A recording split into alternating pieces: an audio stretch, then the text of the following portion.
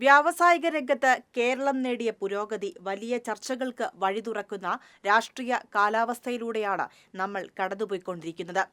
കേരളത്തിലെ വികസന ചർച്ചകളെ എല്ലാം പ്രതിരോധിക്കാൻ UDF ഉപയോഗിക്കുന്ന പ്രധാന പരിച ഉമ്മൻചാണ്ടി സർക്കാരിന്റെ കാലമാണ്. എന്നാൽ വികസനത്തിന്റെ വാചക കസർത്തുകളല്ലാതെ കേരളത്തിന് എടുത്തുപറഞ്ഞ് അഭിമാനിക്കാവുന്ന ഏതു പദ്ധതിയാണ് ഉമ്മൻചാണ്ടിയുടെ കാലത്ത് UDF സർക്കാർ നടപ്പിലാക്കിയതെന്ന് ചോദിച്ചാൽ അതിന് മറുപടി പറയുക പൊടിപിടിച്ചു കിടക്കുന്ന ശിലാഫലകങ്ങളും പണിപൂർത്തിയാകാത്ത കെട്ടിടങ്ങളുമായിരിക്കും.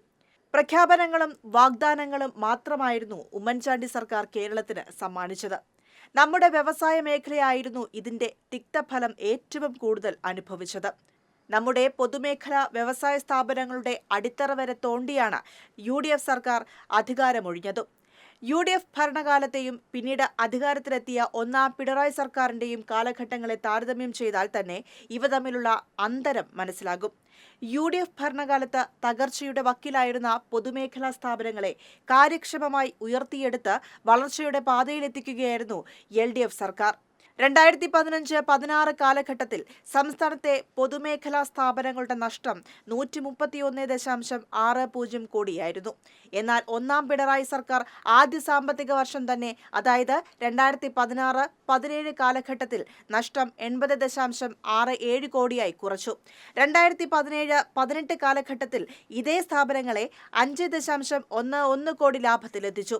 2018-19 ലാഭം 8.26 കോടിയായി ഉയർന്നു. 2018 പ്രളയ ദുരന്തത്തെ പോലും അതിജീവിച്ചുകൊണ്ടായിരുന്നു ഈ നേട്ടം. ഉമ്മൻചാണ്ടി സർക്കാരിന്റെ കാലത്ത് 2015-16 8 പൊതുമേഖലാ സ്ഥാപനങ്ങൾ മാത്രമായിരുന്നു ലാഭത്തിലുണ്ടായിരുന്നത്. എന്നാൽ LDF സർക്കാർ വന്ന 2017-2018 കാലയളവിൽ 13 പൊതുമേഖലാ സ്ഥാപനങ്ങളെ ലാഭത്തിലെത്തിച്ചു. 2017-18 കാലയളവിലും 13 സ്ഥാപനങ്ങൾ ലാഭത്തിലായിരുന്നു. 2018-19 കാലയളവിൽ 12 സ്ഥാപനങ്ങൾ ചേർന്ന് നേടിയത് 241.18 കോടിയുടെ ലാഭമായിരുന്നു. തൊട്ടടുത്ത സാമ്പത്തിക വർഷം 252.01 കോടിയായിരുന്നു ലാഭം. 2018-2019 സാമ്പത്തിക വർഷം പൊതുമേഖലാ സ്ഥാപനങ്ങൾ വിറ്റുവരവിലും ഉത്പാദനത്തിലും വലിയ പുരോഗതി കൈവരിച്ചു.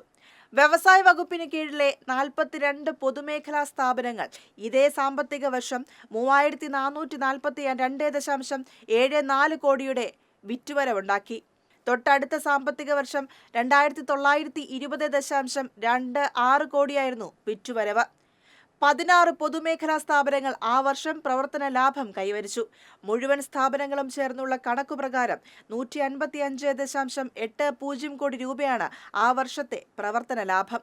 2015-16 കാലത്തെ, അതായത് UDF കാലത്ത് 4.47 കോടി നഷ്ടമുണ്ടാക്കിയ ട്രാവൻകൂർ ടൈറ്റാനിയം പ്രോഡക്റ്റ് ലിമിറ്റഡിനെ തൊട്ടടുത്ത സാമ്പത്തിക വർഷം 8.52 കോടി ലാഭത്തിലെത്തിച്ചു.